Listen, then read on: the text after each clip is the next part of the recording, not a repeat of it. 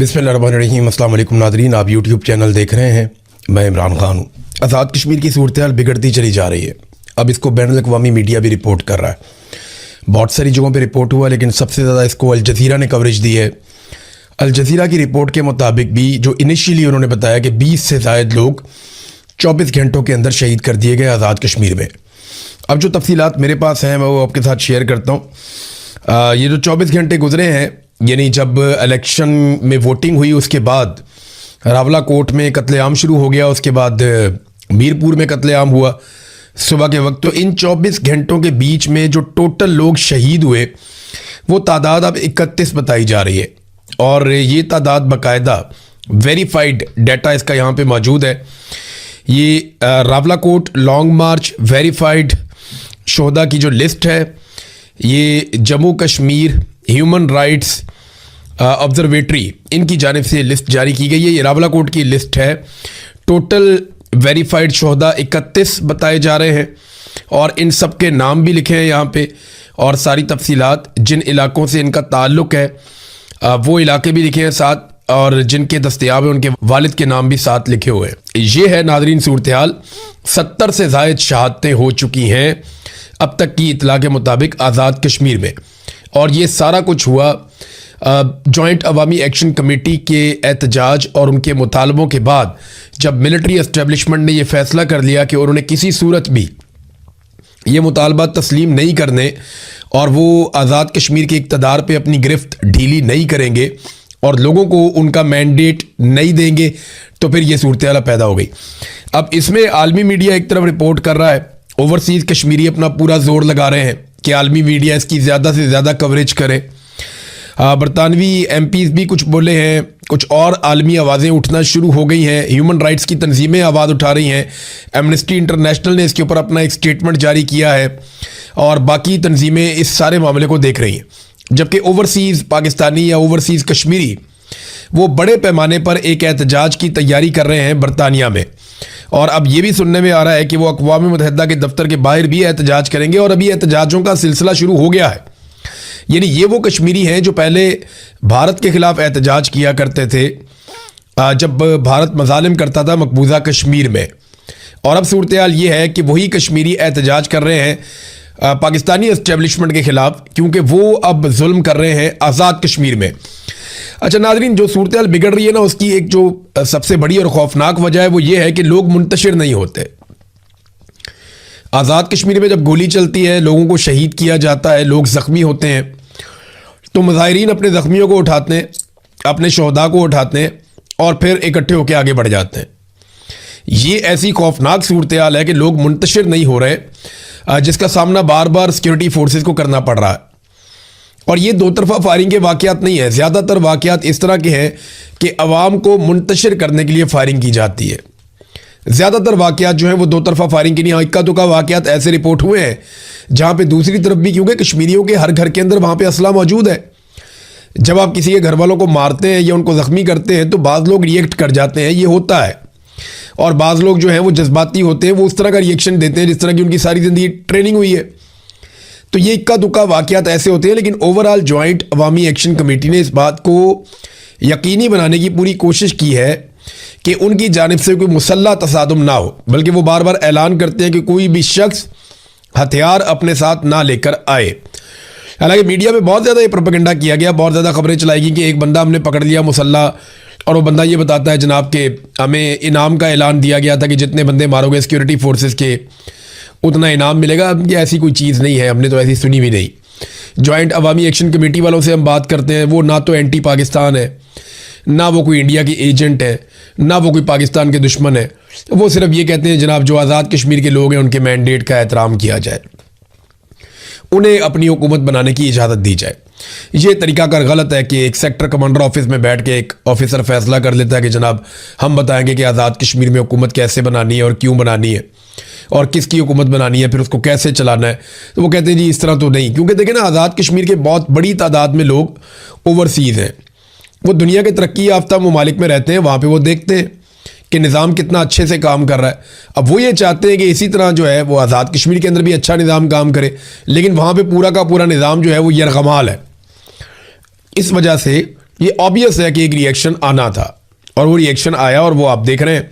अब लोग भागते नहीं हैं, वो अपनी लाशें उठाते हैं, जख्मियों को उठाते हैं और दोबारा इकट्ठे होकर आगे बढ़ जाते हैं। ये सिलसिला अगर ऐसे ही चलता रहा ना तो इस बात का बहुत बड़ा खतरा है कि लाशें गिरने की तादाद बहुत बढ़ जाएगी और ज़्यादा लोग शहीद हो जाएंगे। वफाकी वज़रा बड़े अजीबोगरीब बयान दे रहे हैं। यानी मैं हैरान होता हूँ कि वो जलती आग को बुझाने की बजाय, फायर फाइटिंग करने की बजाय, हुकूमत में बैठे हुए वज़रा वो जलती पे तेल डाल रहे हैं।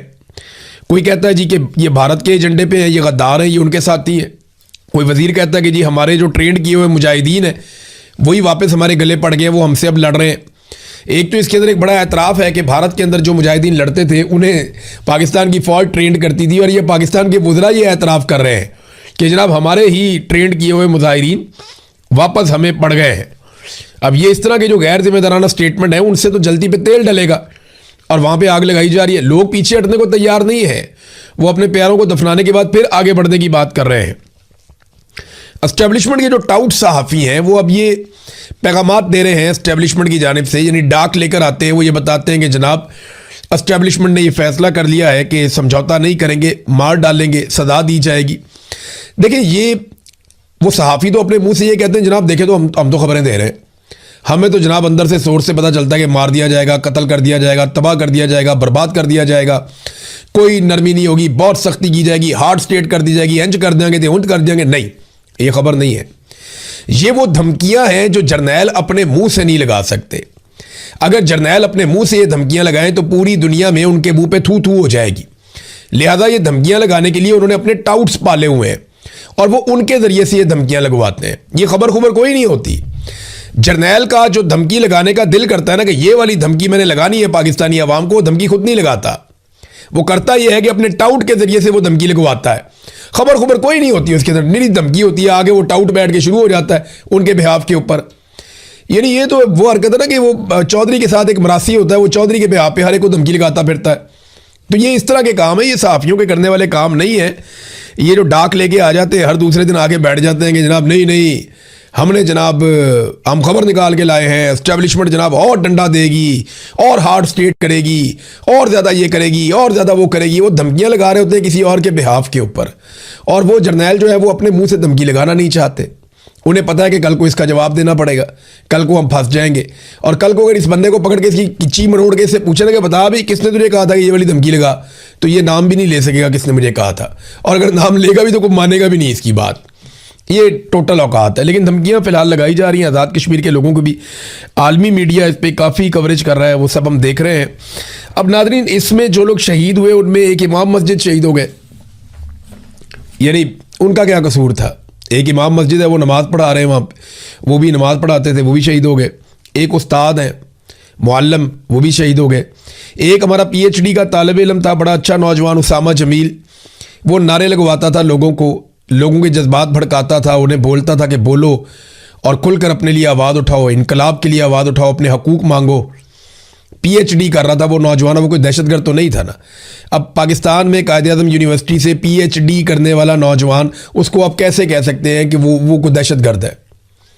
वो उसके नारे में सुन रहा था अभी कि जवानियाँ लुटाएंगे, सीने पे गोली खाएंगे, इनकलाब लाएंगे। उसने गोली भी खा ली, अपनी जवानी भी लुटा दी, और इनकलाब का इंतज़ार अब हम करेंगे कि इनकलाब कब आएगा।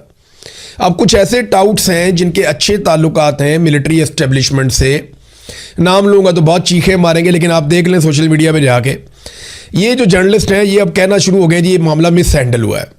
ये जो सहाफ़ी हैं ना, ये अपने से नहीं बोलते, ये तब बोलते हैं जब इन्होंने मिलिट्री एस्टेब्लिशमेंट को रेस्क्यू करना होता है। ये जो कुछ भी अभी बिलावल ने किया, ये क्यों किया ये मैं आपको बताता हूँ आगे चलकर। लेकिन पहले नवाज शरीफ, शहबाज शरीफ, मरियम नवाज और इनके जो चमचे खर्चे हैं वो सारे एक दूसरे को मुबारकबादें दे रहे हैं और मुबारकबादें वसूल कर रहे हैं। हत्ता कि ये लोग 31 लाशें गिर गई, लेकिन इसके बावजूद ये अपने ट्विटर अकाउंट्स के ऊपर भी मुबारकबादें ही दे रहे हैं। ये इनके हालात, ये इतने इररेलेवेंट हैं पाकिस्तान के मसाइल से और मामलात से।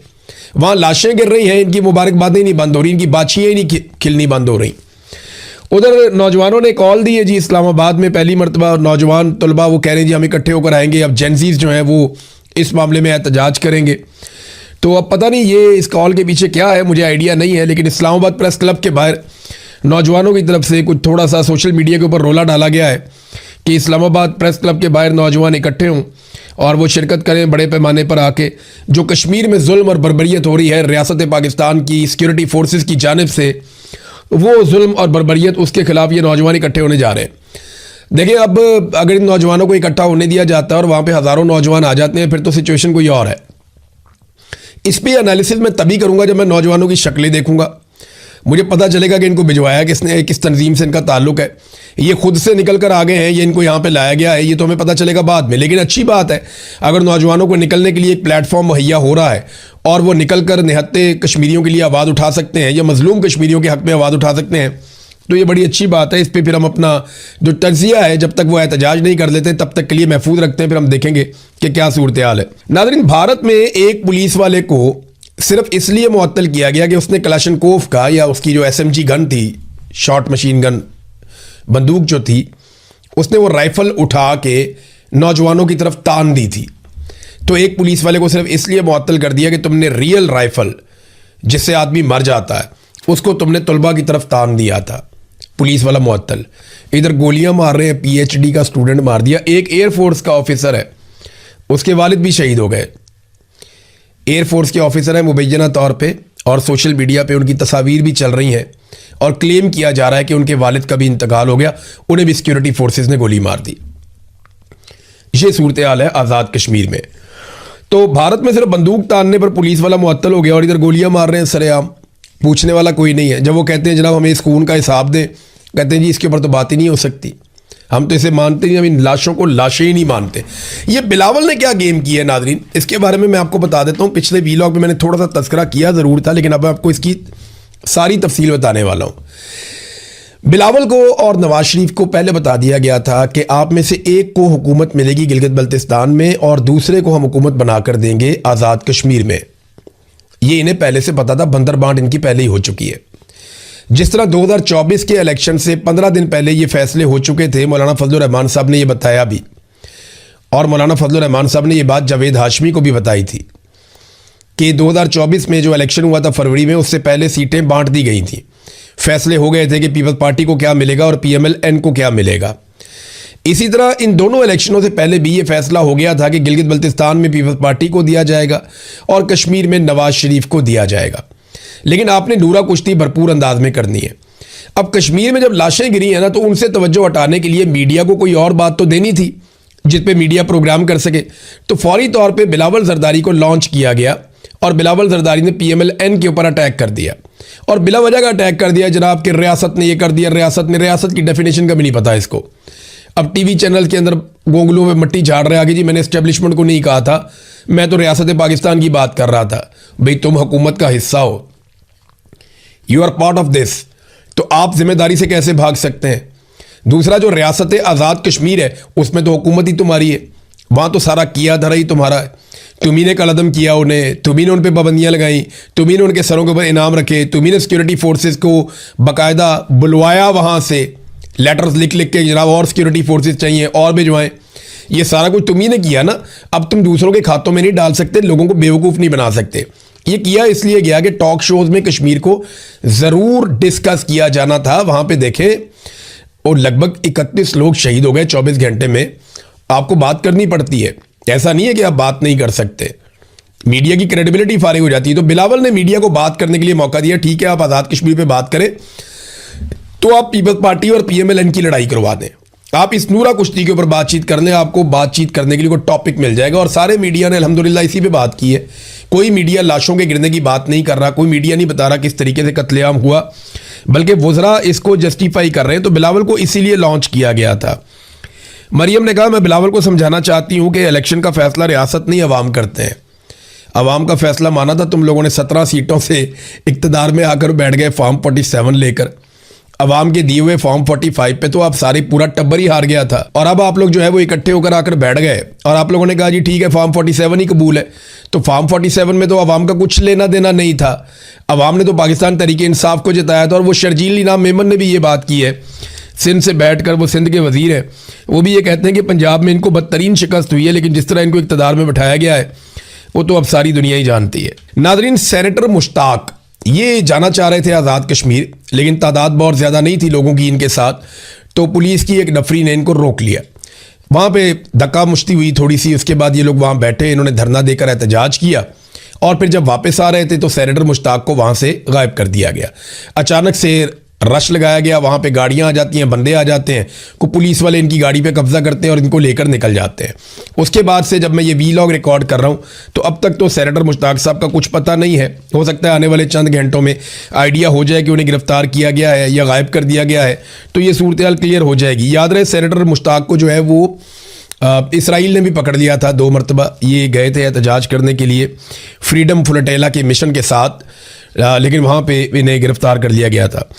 नाज़रीन, बलूचिस्तान की सूरत हाल मैं आपको बार बार बताता रहता हूँ, अभी फिर सिचुएशन आप देख लीजिए कि 11 अफराद को मज़ीद खुजदार से अगवा कर लिया गया है बलूचिस्तान में, और बारखान में पुलिस के एक DSP को शहीद कर दिया गया है, जबकि उनके साथ कई और साथियों को ज़ख्मी कर दिया गया है। तो बलूचिस्तान के हालात बिल्कुल भी सरकार के कंट्रोल में नहीं आ रहे, जबकि जो चीज़ें कंट्रोल होनी चाहिए वो भी ये कंट्रोल नहीं करना चाहते। यानी पेट्रोलियम मसनूआत की कीमतें आलमी मंडी में 17 से 18% तक कम हो गई हैं। 17 से 18% तक कम होने का मतलब है कि पाकिस्तान की सरकार अगर लेवी वगैरह को कम ना भी करे, टैक्सेस वगैरह को कम ना भी करे, तो फिर भी इस वक्त 60 से 70 रुपए का रिलीफ आवाम को दिया जा सकता है। लेकिन जब कीमत बढ़ानी होती है तो रोज़ाना की बुनियाद पे 10 रुपए, 20 रुपए, 30 रुपए बढ़ा देते हैं, लेकिन जब कम होनी होती है तो कोशिश करते हैं कि आखिरी दम तक कम ना की जाए, जितना ज़्यादा लोगों की जेबों से पैसा निचोड़ा जा सके वो पैसा निचोड़ा जाए। लिहाजा इसीलिए अभी तक पेट्रोलियम मसनूआत की कीमतें कम नहीं की जा रही, बल्कि थोड़ी थोड़ी करके लगातार बढ़ाई जा रही हैं। मुराद सईद ने एक वार्निंग जारी की है, वार्निंग मैं आपको पढ़ के सुना देता हूं।